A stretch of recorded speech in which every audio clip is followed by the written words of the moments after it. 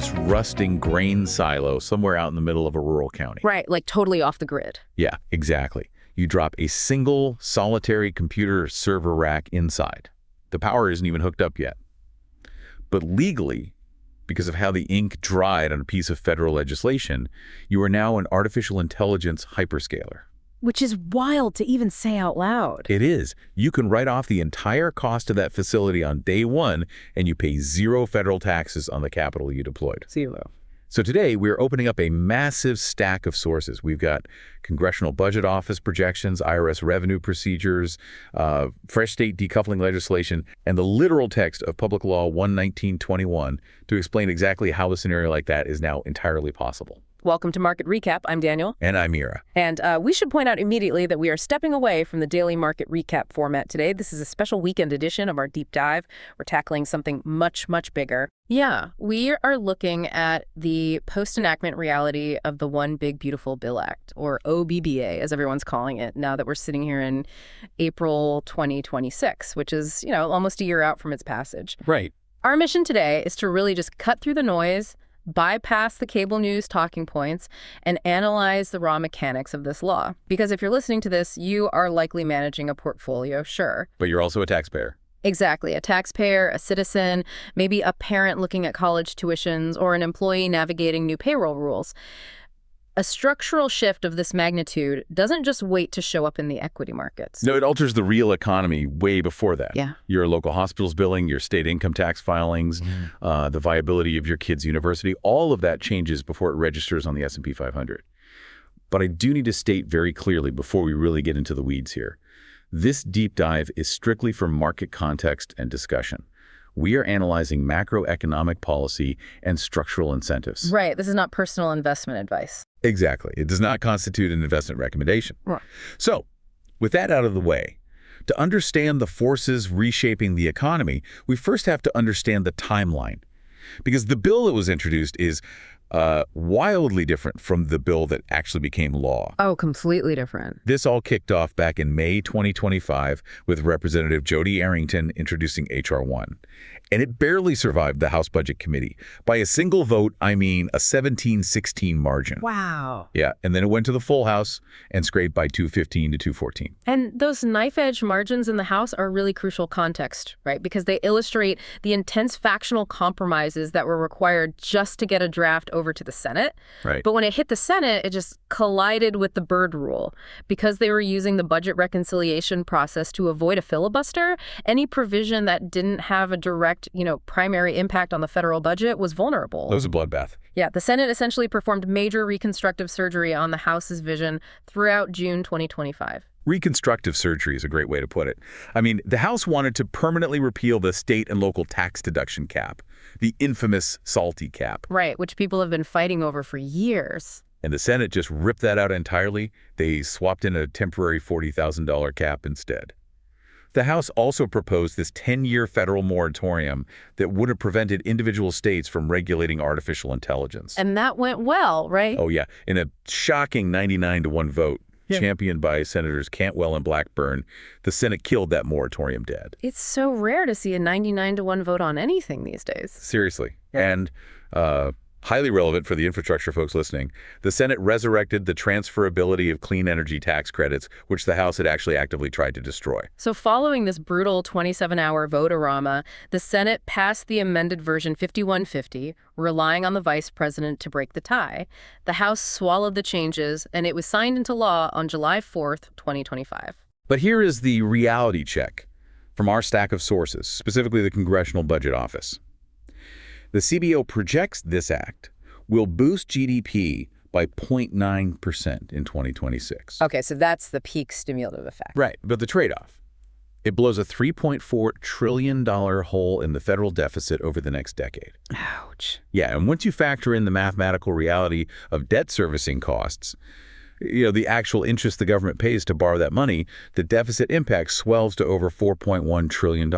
Which brings us to this massive gap between the narrative that was sold to the public and the actual text of the law. Right, the narrative gap is huge. If you tuned into the media coverage last summer, you'd think this was purely a populist triumph for the working class. The banner headlines were all about the no tax on tips and no tax on overtime provisions. But when you look at how those policies are functioning in reality, the populist framing just totally crumbles. Let's actually get into that, Session 1, what this bill really does. Good place to start. So, if we strip away the branding and the political sales pitch, what is this law actually doing to the American economy? Well, it crumbles because those provisions are functionally neutered by administrative complexity. The wording on a bumper sticker is simple, but the U.S. tax code is, it's not. Definitely not. These so-called tax eliminations aren't blanket exclusions where the income just simply isn't taxed. They are structured as below-the-line deductions. And more importantly, they're subject to a strict modified adjusted gross income, or MGI, phase-out. The dreaded phase-out. Exactly. If a single filer earns over $150,000, the benefit just vanishes completely. They also cap the deductions. You can only deduct up to $25,000 in voluntary tips and $12,500 in overtime pay. Let's translate that MGI phase-out into a real-world scenario so you can really see it. Say you are a bartender working at a high-end restaurant in a major metro area.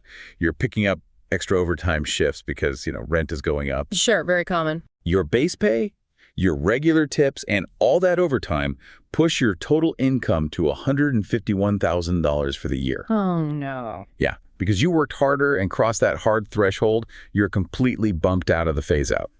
Suddenly, you cannot deduct those tips at all. It's a cliff. It is. And the nightmare isn't just for the employee. Imagine being the employer running that restaurant. Right. The employer side is where the friction really just grinds the gears of small businesses. Just recently, on April 13th, 2026, the IRS was forced to issue final regulations defining what constitutes a qualified tip. Because everyone was trying to game it. Exactly. They had to build these anti-abuse guardrails so executives couldn't reclassify their performance bonuses as tips. So now, for hospitality and retail businesses, the W-2 reporting requirements are just labyrinthine. It's an absolute mess. You have to track standard wages, qualified cap tips, unqualified tips, regular overtime, and qualified capped overtime, all while anticipating if the employee might hit that MGI phase-out. So instead of a clean populist tax break, it operates as this colossal compliance mandate. It forces small business owners to upgrade their payroll software, hire tax consultants, spend hours tracking specific categorizations of voluntary versus mandatory service charges. Right. And the friction is so severe that it actually masks the real engine of the legislation. The true core of OBBBA has nothing to do with tips. No, not at all. The engine is the permanent extension of the 2017 Tax Cuts and Jobs Act brackets. It's freezing the qualified business income phase-out at $400,000 without indexing it for inflation. Right. The reality is, this bill is a historic supply-side corporate tax expansion. The retail policies, like the new auto loan interest deduction capped at $10,000, or the temporary $6,000 personal exemption for seniors, those are politically visible. Yeah, they're things a voter can feel in their wallet today. Right. And there are also the Trump accounts, which seed a tax-deferred savings vehicle with a one-time $1,000 federal contribution for kids born between 2025 and 2028. But in terms of macroeconomic gravity, these are just rounding errors. The real tectonic shifts are happening on the corporate balance sheet. But wait, let me push back a bit just to play devil's advocate on behalf of the consumer economy here. Sure, go for it. Are we being a little too cynical or dismissive of those individual tax cuts? Even if the tip deductions are administratively messy, preserving the standard deduction and the middle-class tax brackets did prevent a massive tax hike from hitting on December 31st, 2025. That's true. So if the goal was to stave off a broad consumer recession by preserving household disposable income, doesn't the CBO's 0.9% GDP bump suggest that the populist elements actually worked? Well, preventing a scheduled tax cliff absolutely supports baseline consumption in the near term. I mean, the CBO models do attribute a significant portion of that 2026 GDP bump to sustained consumer spending power. If those TCJA provisions had expired, the immediate contraction in disposable income would have been severe. Right, people would have felt it immediately. Exactly. However, the CBO's distributional analysis over the full 2026 to 2034 window tells a very different story regarding who actually holds that power. Over the decade, resources generally decrease for households toward the bottom of the income distribution while increasing for those in the middle and vastly accelerating for those at the top. So the individual cuts keep the engine from stalling. but the corporate provisions are what rebuild the entire transmission. Perfectly said. Structurally, this is a corporate CapEx bill dressed up in populist clothing. All right, that brings us to a good stopping point for this first segment. We're going to take a really short break, but stick around, because when we return, we're going to explain exactly how that capital is moving and where it's being forced to go. Break.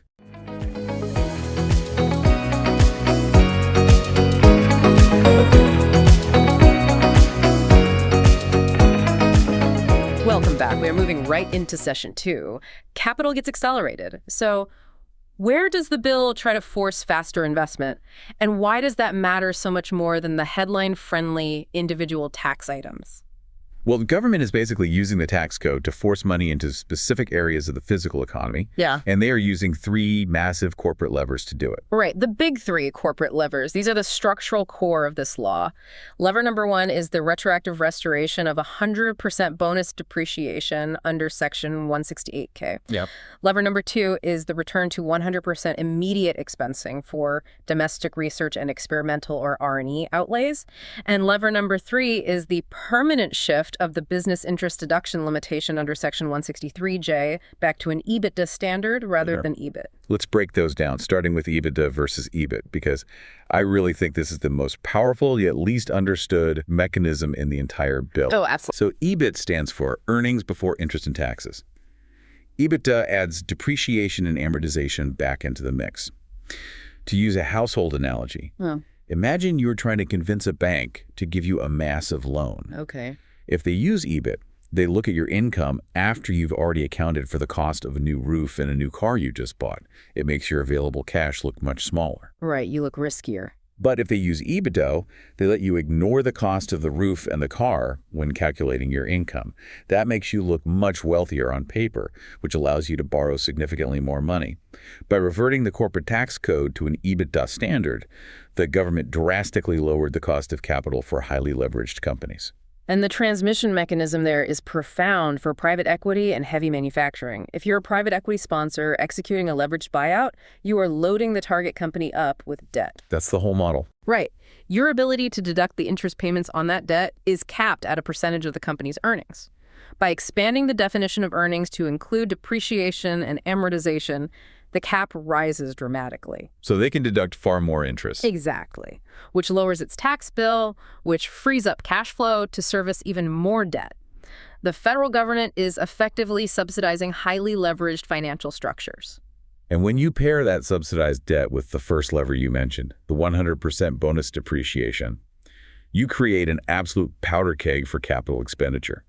Bonus depreciation allows a company to write off the entire cost of a physical asset in the year it is placed in service. Rather than spreading it out over a decade. Right. If a logistics company buys a $50 million fleet of trucks, they don't have to spread that deduction out over 7 or 10 years. They take a $50 million deduction immediately. This pulls the tax benefit forward to year 1, radically improving the net present value of the investment. This is where we see the legislation explicitly targeting the physical infrastructure of the country. It's not just a broad tax cut. It is geographically and sector-specifically engineered. And for listeners out there focused on real estate or industrial sectors, the alterations to affordable housing finance and rural development are staggering. Yeah, let's talk about the PEBs. Right. The OBBBA dropped the private activity bond, or PB, financing threshold from 50% all the way down to 25%. I want to make sure the mechanics of that are totally clear for anyone not deep in commercial real estate. When a developer builds affordable housing, they rely on low-income housing tax credits, specifically the 4% credit. Yep. But to trigger that federal 4% credit automatically, they previously had to finance at least 50% of the project's cost using tax-exempt private activity bonds issued by the state. The problem is, the federal government caps the volume of PEBs each state can issue. States like California or New York just burn through their PK instantly. Exactly. So by dropping the requirement to 25%, the legislation effectively doubles the number of affordable housing projects a state can stretch its limited bond volume across. It's a massive unlock for urban multifamily developers. But the incentives for non-urban areas are even more aggressive. The legislation birthed a new vehicle, Qualified Rural Opportunity Funds, or QROFs. QROFs. The mechanics require investors to deploy 90% of their capital into designated rural zones. If they do that and hold the investment for 5 years, they receive a 30% basis step up. To put that in perspective, the standard opportunity zone benefit in urban areas was typically a 10% step up. The rural incentive is triple the urban incentive. And they lowered the substantial improvement threshold for those rural zones from 100% down to 50%. This is the grain silo example we opened the show with. Right, the magical grain silo. If you buy an old industrial warehouse in a major city for $10 million, you used to have to sink another $10 million into it, a 100% improvement to qualify for the tax benefits. Under the QROF rules, if you buy an abandoned factory in a rural county for $10 million, you only have to invest $5 million to hit the threshold. The government is blatantly trying to drain institutional capital out of gentrifying urban cores and funnel it into the industrial Midwest and agrarian communities. But Mira, let me challenge this from a practitioner view. Is this actual new capacity being built in the Sun Belt and the Midwest? Or are corporations just engaging in a massive debt-fueled pull forward of existing plans? Like, are they building factories they wouldn't have built otherwise, or just rushing to break ground on a 2028 project in 2026 to capture that retroactive 100% bonus depreciation? It's a great question. And from what we're seeing, the immediate behavior is heavily weighted toward a pull forward. When the IRS released Revenue Procedure 2025-28 last September, outlining the framework for retroactive domestic R&E expensing, corporate tax departments went into overdrive. Oh, I bet. They were frantically amending 2024 and 2025 returns to accelerate domestic innovation outlays. If you're in semiconductor fabrication or aerospace, your hurdle rate, the minimum return a project needs to justify its cost, just dropped through the floor. So marginal projects suddenly became wildly profitable on an after-tax basis. Exactly. But yes, eventually you exhaust that pipeline of planned projects. There is also the newly created 100% expensing provision under Section 168, specifically tailored for qualified production property. The incentive to reshore supply chains and build physical manufacturing plants on U.S. soil is overwhelming. We are witnessing a fundamental re-engineering of durable goods orders. So to wrap this session up, the physical U.S. economy is getting a massive debt-fueled adrenaline shot. The capital is being rapidly accelerated at the corporate level. But someone has to pay for this party. Right. We're going to take another quick break, and when we come back, we'll find out exactly who is picking up the tab. Break.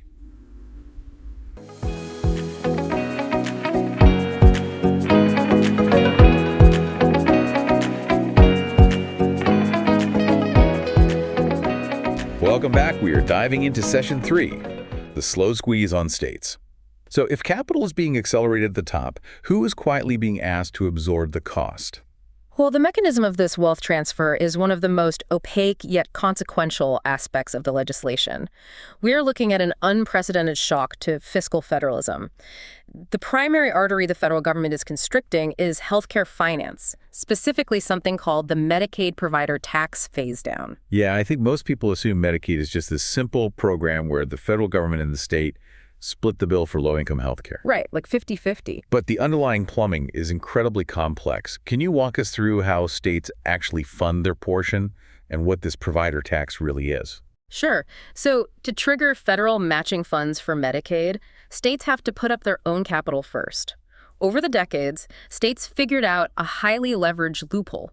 Instead of using general taxpayer revenue like income or sales taxes, the state levies a specific tax on healthcare providers, like hospitals or nursing homes. Okay. The state collects this tax, pools it, and uses it as the state's contribution. The federal government then matches that money, often giving the state $2 or $3 for every dollar put up. Finally, the state pays all that money back out to the hospitals in the form of higher Medicaid reimbursement rates. It's a circular flow of money. Exactly. It allows states to draw down massive federal funds without raising general taxes. And historically, the federal government looked the other way. As long as this provider tax didn't exceed 6% of the hospital's net patient revenue, that was a safe harbor threshold. But OBBBA actively attacks this mechanism. It does. The legislation forces states that expanded Medicaid under the Affordable Care Act to phase down their reliance on this safe harbor. Starting in fiscal year 2028, that 6% threshold drops by 0.5% annually until it hits 3.5%. The downstream effects of that are just brutal. Imagine you're a state legislature. Your hospitals have been relying on a financial model built on a 6% leveraged return from the federal government. When that drops to 3.5%, the federal matching dollars just evaporate. And the state faces a catastrophic choice. Option A. You slash hospital reimbursement rates, which pushes rural and safety net hospitals into immediate insolvency. Option B, you maintain the hospital funding, but to get the money, you have to siphon billions out of your state's general fund. Right. That means pulling capital directly away from highway maintenance, K-12 education, local police departments, just to plug the Medicaid hole. It is a targeted constriction. And honestly, the partisan nature of the legislation is explicit here. It freezes provider taxes in non-expansion states at their 2025 levels. It formalizes a bifurcated system that legally punishes states that adopted the ACA expansion. Wow. Yeah, while capping new state-directed payments to managed care organizations at 100% of the Medicare rate for expansion states, compared to 110% for non-expansion states. But the financial extraction is only half the crisis. The federal government also imposed severe, unfunded administrative mandates. Oh, the administrative burden is staggering. Beginning in 2027, non-disabled adults under 65 who are enrolled in Medicaid in those expansion states must satisfy community engagement and work requirements totaling 80 hours a month. Simultaneously, the state is mandated to conduct full eligibility redeterminations for the entire expansion population every 6 months. Think about the logistics of that. A state Medicaid agency has to manually track 80 hours of monthly work verification for millions of citizens and run full income audits twice a year without any dedicated federal funding to upgrade their IT infrastructure. And state technology systems are not equipped for high-frequency employment verification. I mean, states like North Carolina are already publicly modeling the necessity of increasing insurance premium taxes simply to hire the thousands of caseworkers needed to avoid federal noncompliance. Because the penalties are no joke. The penalties for noncompliance are severe, extending into other safety net programs. For the Supplemental Nutrition Assistance Program, or SNAP, the OBBBA instituted aggressive error rate penalties. If a state has an error rate above 6% in its manual processing, the state is forced to reimburse the federal government for 15% of the total benefit costs. Which they absolutely do not have the money for. Now, the federal response to the panic among rural healthcare providers is a stopgap measure called the Rural Health Transformation Program, or RHTP. It's an appropriation of $50 billion. Right. Half of it is allocated as base support, but $25 billion is purely discretionary. The result has been a mad dash. Throughout late 2025, states were frantically submitting utilization plans to CMS, trying to secure a piece of that discretionary pie before the provider tax cliff hits. But state governments are not passive actors in this dynamic, because nearly every state operates under a strict constitutional balanced budget amendment. They cannot run deficits. They cannot print money like the federal government can. Okay. When the federal government implements 100% bonus depreciation, it creates an immediate crisis for state revenue departments. Right, because most state corporate income tax codes are tethered to the federal definition of taxable income. If a logistics company writes off a $50 million fleet of trucks on their federal return, their federal taxable income drops to zero. Automatically, their state taxable income also drops to zero. The state loses that revenue overnight. So to survive, states are being forced to legally sever their tax cuts from Washington. We are witnessing a massive wave of state decoupling.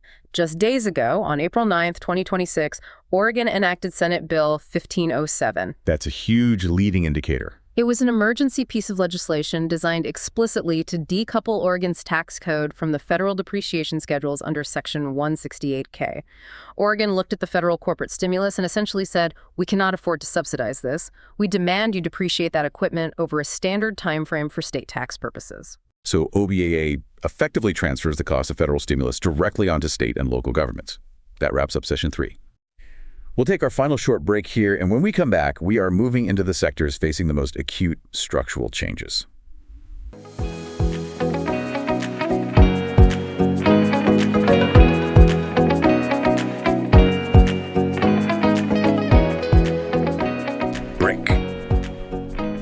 Welcome back to the Deep Dive. We are kicking off Session 4, the Quiet University Shock. Why could one of the bill's least discussed effects be a major change in how American higher education funds itself? Because the legislation effectively dismantles the core financial engine of modern American higher education. like a cross-subsidy model. Right. The most severe change takes effect just a few months from now on July 1st, 2026. The grad PLUS loan program is entirely eliminated. It is gone. Just wiped out. Concurrently, parent PLUS loans, which historically allowed families to borrow up to the total cost of attendance, regardless of how inflated that cost became, are now capped at a strict $20,000 annually, with a hard lifetime limit of $65,000 per child.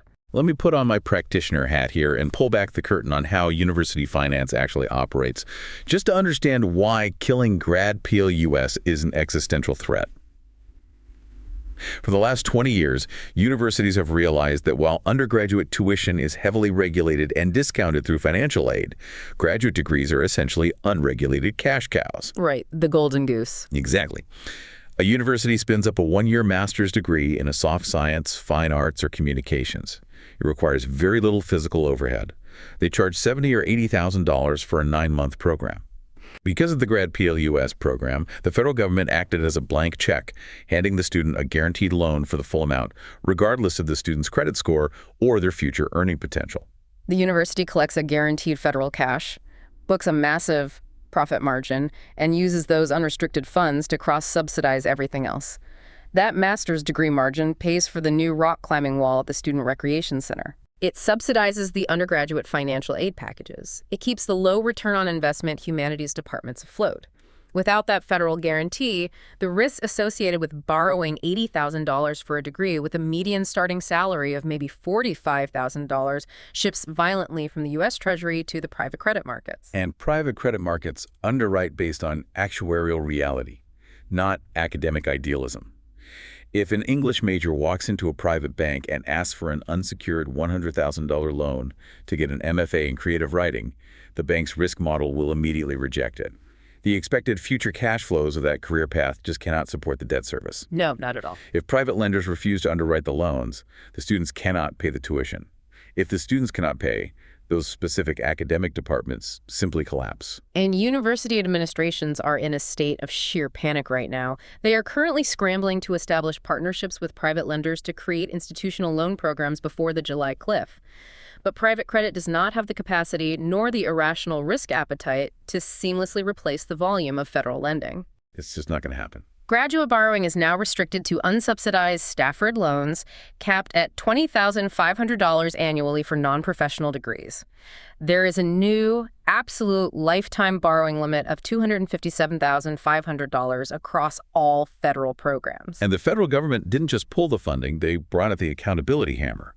The legislation codified a metric known as gainful employment for all. This ties a university's eligibility to receive Title IV federal funding directly to the post-graduation earnings of its alumni. The Department of Education's negotiated rulemaking committees just finalized the regulations for this. It compares a specific academic program's median completer earnings against the median earnings of individuals in that same state who only hold a high school diploma or a generic bachelor's degree. Okay. If a university's degree program fails to beat that benchmark in 2 out of 3 consecutive years, the program loses all access to federal student loans, period. Wow. You pair that with the punitive measures aimed at the elite institutions. The OBBBA hiked the excise tax on net investment income for large university endowments from 1.4% up to 8% beginning in fiscal year 2027. That's a huge jump. Massive. When you look at the totality of these moves, killing grad PLUS, enforcing gainful employment, taxing endowments at 8%, it becomes clear this isn't just about balancing a budget. The government is executing a hostile takeover of the academic value system. They are actively redirecting capital away from the traditional liberal arts model. And redirecting it toward rapid, labor-aligned credentialing. The legislation allocates massive funding to the new Workforce Pell Grant program, which allows federal dollars to be used for 8 to 15-week vocational training programs. It is a structural pivot from academia to technical workforce production. Which perfectly illustrates how the tax code dictates the physical reality of the country. Yeah. And nowhere is that physical reality hitting a harder bottleneck than in the artificial intelligence sector.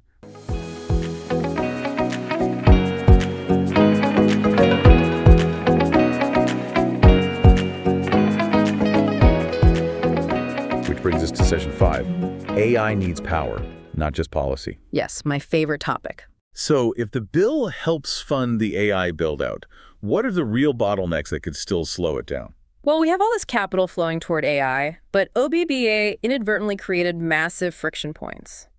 The first friction point is a catastrophic failure in state preemption.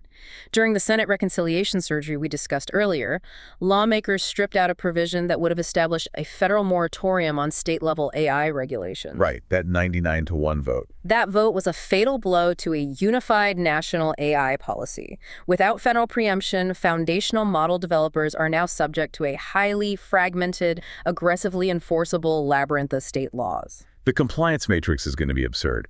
You have California enforcing its AI Transparency Act, demanding one set of algorithmic disclosures. Colorado is pushing its own AI Act with entirely different consumer protection mandates. Tennessee has the LFVIs Act, focusing on voice and likeness copyrights. It's a nightmare. If you are a developer training a large language model, trying to ensure your training data complies with 50 different state-level interpretations of copyright and bias law, the legal overhead alone is going to suffocate smaller startups. It absolutely will. But while the regulatory environment is fragmented, the fiscal provisions of the law are pouring jet fuel onto the physical build-out.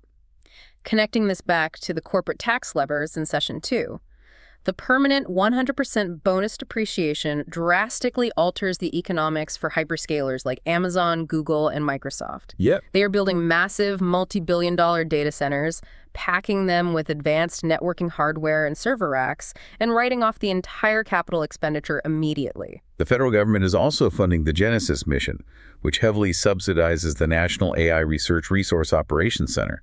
They're shifting federal research grants away from theoretical basic science and funneling it directly into applied quantum computing and advanced materials engineering. They're even mandating the FCC to repurpose 800 megahertz of spectrum to clear the runway for next-generation commercial networking.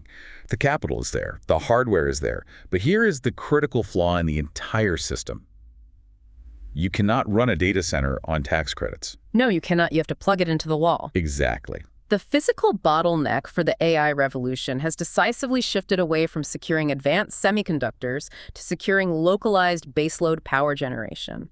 Artificial intelligence requires staggering amounts of electricity, and the OBBBA radically restructured the trajectory of the U.S. energy grid. Okay, let's get into the energy restrictions. It aggressively accelerated the expiration of mature wind and solar credits that were previously established under the Inflation Reduction Act. The timeline on that is incredibly tight. The investment tax credit and production tax credit for wind and solar face a steep phase-out, unless the physical construction begins by July 4, 2026. This is right around the corner. And even if they break ground, the project must be placed in service and generating power by the end of 2027.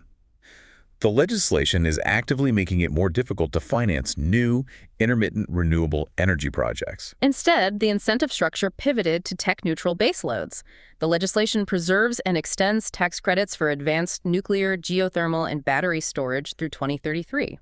The government is pushing the hyperscalers to partner directly with utility companies to secure dedicated power purchasing agreements for firm, dispatchable power that is available 24/7, regardless of whether the sun is shining or the wind is blowing. But wait, let's look at the actual physics and timelines involved here. Can hyperscalers actually build these data centers if the energy grid can't support them? And the law makes it actively harder to finance new solar projects. It's a huge duration mismatch. Right. If a hyperscaler uses bonus depreciation to build a massive data center, they can physically construct that facility in 18 to 24 months. But bringing a new, advanced nuclear small modular reactor online takes a decade. Navigating the Nuclear Regulatory Commission, securing the uranium supply chain, managing the physical construction, it's a 10-year horizon. There is a massive mismatch between the immediate tax incentives driving data center construction today and the long-term timeline required to actually generate the nuclear baseload power needed to run them. That mismatch guarantees severe interconnection queue friction. Data centers are going to be competing viciously with residential grids and heavy manufacturing facilities for existing power generation. Which brings us to the peripheral, hidden impacts of this legislation.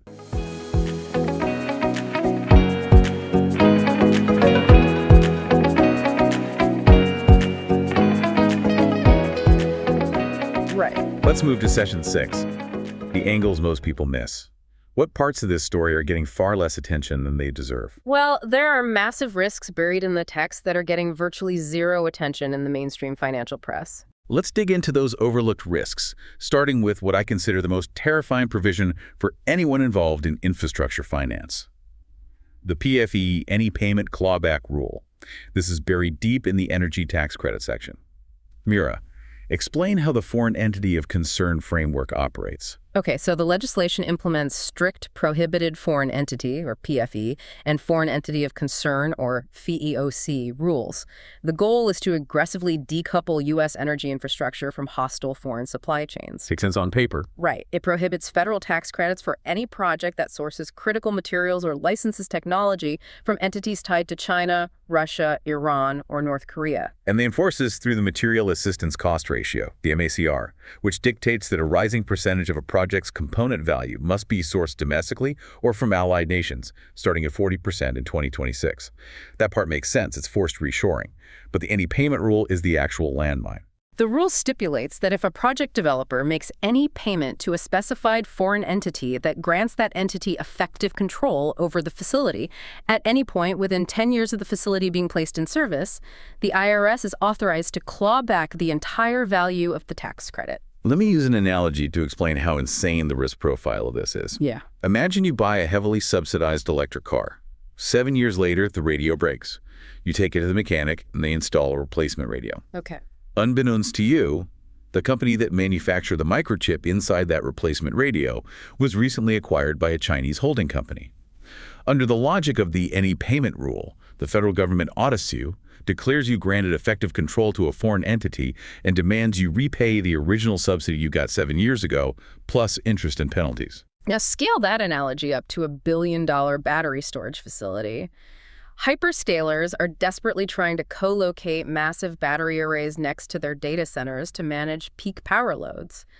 But critical mineral processing and battery cell manufacturing are still deeply entangled with Chinese intellectual property. Very deeply. If 7 years from now, a proprietary software patch required to run the battery management system is licensed from a subsidiary tied to a prohibited entity, the IRS claws back the massive 48E energy tax credit. From a practitioner standpoint, that tail risk is virtually uninsurable.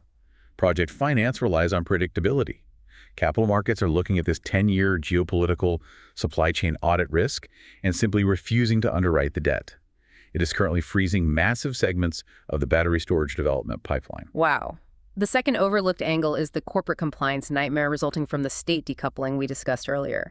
The divergence between the federal tax code and state tax codes isn't just a macro revenue problem, it is a micro friction problem for every multi-state corporation in America. Yeah. Right, because if Oregon doesn't accept the federal 100% bonus depreciation, a company operating in Oregon and 30 other states now has to maintain dual accounting ledgers. They have a federal ledger showing a massive loss and a state ledger showing taxable income, requiring incredibly complex schedule add-backs. Corporate tax departments are bleeding cash, just trying to navigate the contradictory reporting requirements. And here's the economic reality. If the localized compliance friction and the state tax penalties outweigh the net benefit of the federal tax cut, the corporation simply will not execute the capital expenditure. The friction defeats the incentive. Exactly. And the third crucial angle that is completely misunderstood by the public is the true victim of the higher education changes. When the media discusses the 8% endowment tax, the conversation is entirely focused on elite Ivy League institutions.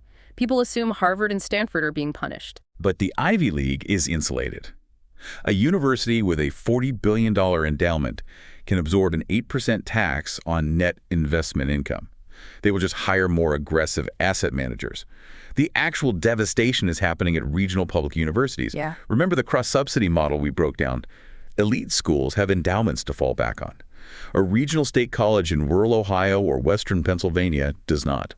They rely almost exclusively on the margin generated by those master's degrees funded by grad PLUS. And when private credit refuses to underwrite graduate degrees at those regional state schools, the cash flow crisis is immediate. We are not looking at Harvard closing its doors. We are looking at the quiet, unceremonious closure of humanities departments, education colleges, and soft science graduate programs at regional public universities nationwide. It is a profound extraction of intellectual and cultural infrastructure from rural and working class communities. Which is pretty sobering.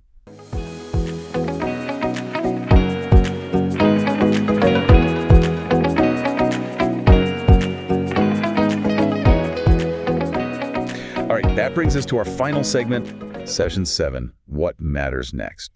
So given all these structural tectonic shifts, the corporate capital pull forward, the state Medicaid squeeze, the university collapse, the AI power bottleneck, what should listeners watch over the next year to know whether this law is working, stalling, or backfiring? We really have to monitor the implementation cliffs. The statutory text is written, but the regulatory reality is still being forged right now. The first major cliff is June 1st, 2026. CMS is statutorily mandated to issue an interim final rule establishing the exact parameters for the Medicaid work requirements. Specifically, they have to define what constitutes a medical frailty exemption. The breadth of that single definition is everything. If CMS defines medical frailty narrowly, millions of low-income adults in expansion states will face immediate disenrollment when the 80-hour work requirements hit in 2027. Right. Healthcare provider groups are lobbying CMS relentlessly to include multiple chronic conditions and severe geographic barriers to care under the frailty umbrella. If they fail, hospital bad debt ratios are going to explode as uninsured patients flood emergency rooms. And then on July 1st, 2026, the student loan changes go live. The grad PLUS program terminates. We will see in real time whether private credit steps in to catch the falling knife or if graduate enrollment simply craters. Definitely something to watch. Moving into 2027, the rolling decennial redesignation of opportunity zones commences. This will force capital markets to rapidly readjust their geographic investment footprints as old zones lose their status and new rural zones come online. We also have to watch the active litigation surrounding the bill. The OBBBA included Section 711.13, which mandates the defunding of certain reproductive health providers. And as an impartial update on that specific provision, its enforcement is currently suspended. A U.S. District Court in Massachusetts issued a preliminary injunction pending a full constitutional review. The eventual appellate outcome of that litigation will completely dictate the funding, architecture, and operational viability of Title X clinics nationwide. But stepping back to view the macro geopolitical reality, the numbers are daunting. Independent macroeconomic analysis indicates the OBBBA adds anywhere from $3 trillion to $6 trillion to the deficit. The U.S. debt-to-GDP ratio was already sitting at roughly 120% in 2024. Right. To simply stabilize the national debt at an unprecedented 275% of GDP by the year 2035, the federal government would require a primary surplus of 3.25%. That is mathematically and politically impossible under the current tax regime. The sheer scale of this fiscal expansion is triggering massive institutional friction. Look at the U.S. Institutional Country Risk Guide score, the ICRG. Historically, the U.S. averaged a score around 83. Following the passage of this legislation and the resulting deficit projections, that score plummeted to 76. That's a 2.5 standard deviation drop. It reflects a global consensus of heightened sovereign and institutional risk. Which brings us to the unresolved macroeconomic debate at the heart of our current economy. We have an administration heavily pressuring the Federal Reserve to drop interest rates down to 1.75%. But that demand violently clashes with reality. You have the inflationary pressures generated by this historic multi-trillion-dollar deficit spending acting as a massive demand-side stimulus. You combine that with the ongoing tariff wars, which restrict supply and raise prices. Yeah. Those protective tariffs have already forced economists to drop U.S. growth projections from 3.95% down to 3.3%. You cannot force central bank interest rates below 2% into an economy running structural mega deficits and global trade tariffs without severely threatening the independence of the Federal Reserve and destabilizing the long end of the Treasury market. The tension between sustaining sovereign debt markets and incentivizing near-term physical industrial capital formation is the defining economic high-wire act of the decade. The federal government is aggressively attempting to reindustrialize the nation, but it is doing so by leveraging the balance sheet to the absolute breaking point. Which leads me to a final thought I want to leave you with today. As you review your portfolios, run your businesses, or look at the budgets of your local municipalities, consider this. What if the defining economic cycle of the next 10 years isn't characterized by traditional bull versus bear equity markets? What if the true defining dynamic is a continuous, grinding cycle of massive federal capital extraction colliding with fierce, desperate resistance from state governments, local municipalities, and public institutions fighting for their own survival? Well, if you made it to the end of this hour, congratulations. You are now officially the most depressing person to talk to at your weekend dinner party. It's true. But at least you finally understand the grand economic vision of the One Big Beautiful Bill Act. Because if you just follow the incentives, the ultimate American arbitrage play is sitting right there in the text. Lay it off for us. First, you buy an abandoned grain silo in a qualified rural opportunity zone. You drop a single server rack inside, write off the entire facility on day one using your 100% bonus depreciation, and boom, you are now an AI hyperscaler. Amazing. Now, you can't actually plug the servers in because the backup batteries required to run them will trigger a 10-year geopolitical IRS audit if a Tier 3 zinc miner so much as looked at a prohibited foreign entity. But that is perfectly fine. You don't need power because you are going to finance the empty building by launching a private credit fund. Of course. You use that fund to lend money at 15% to a 23-year-old English major whose federal graduate loans just got vaporized by the government, all so they can pay an inflated tuition to a university that is desperately trying to cover its new 8% endowment tax. It is a flawless, legally incentivized loop of regulatory capital extraction.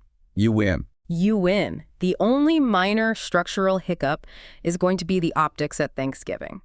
Because while you are sitting there enjoying the compounding returns of your newly engineered family office, you are going to have to look your niece in the eye and explain that her regional college closing its humanities department was a necessary sacrifice for your 30% basis step-up. Oh. And when your brother complains that his local hospital just shuttered because the state hit its Medicaid provider tax cliff, you will have to find a gentle, empathetic way to remind him how much EBITDA interest you are currently deducting. Oh, man. Even the bartender pouring your holiday drinks won't be spared. Yeah.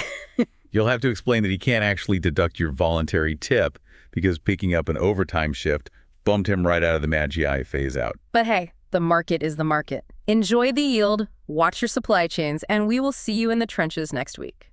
Let us know how these changes are showing up in your own sector by sharing your thoughts in the comments below.